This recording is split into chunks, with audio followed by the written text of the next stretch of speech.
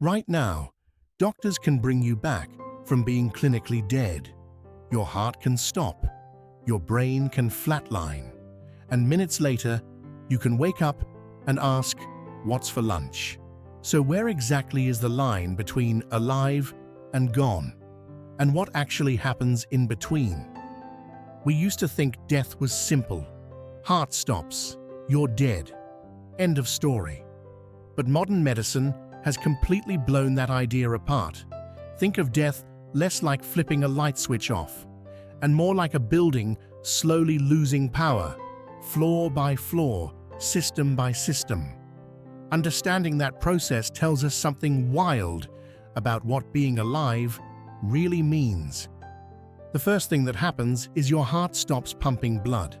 Within seconds, blood stops delivering oxygen to your brain. This is called cardiac arrest, and it's usually where the countdown begins.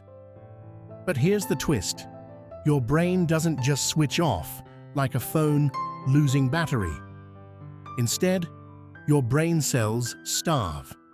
Without oxygen, they can survive for a few minutes, running on emergency backup power, kind of like a laptop switching to battery saver mode.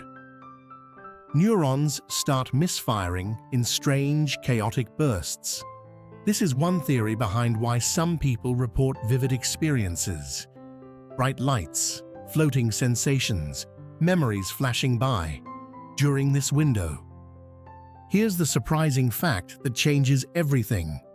In 2022, scientists recorded a massive surge of organized brain activity in a dying human brain, right after the heart stopped. Areas linked to memory and consciousness lit up, in patterns similar to dreaming or recalling memories. Nobody expected a dying brain to get more organized before it faded. It's like a candle flaring brightest right before it goes out. Meanwhile, the rest of your body isn't done either. Cells throughout your organs keep functioning for minutes, sometimes hours, using their own tiny reserves. Your skin cells, for example, can still divide for up to a day after you're pronounced dead. Death isn't one event. It's thousands of smaller shutdowns happening on different timelines. This is exactly why CPR and defibrillators work. If blood flow gets restored quickly enough, before those brain cells run out of backup power, the shutdown can be reversed. Doctors now use the term clinical death specifically because it's often temporary. It's less like death and more like a system pausing, waiting to see if the power comes back on. So, here's the reveal.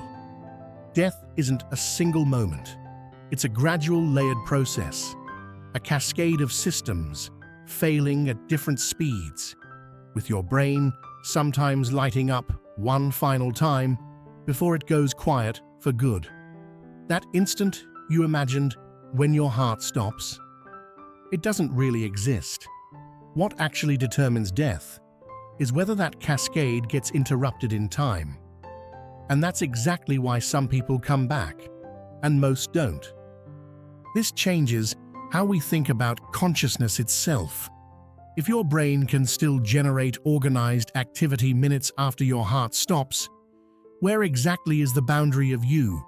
Some researchers think studying this window could help us understand consciousness in general, not just where it ends, but what it actually is. It's one of the last true mysteries science hasn't fully cracked. Death, it turns out, isn't a switch.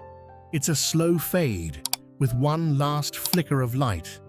So next time someone says, "Your heart stopped, you died instantly," you'll know that's not quite the whole story. What do you think that final flicker of brain activity really means?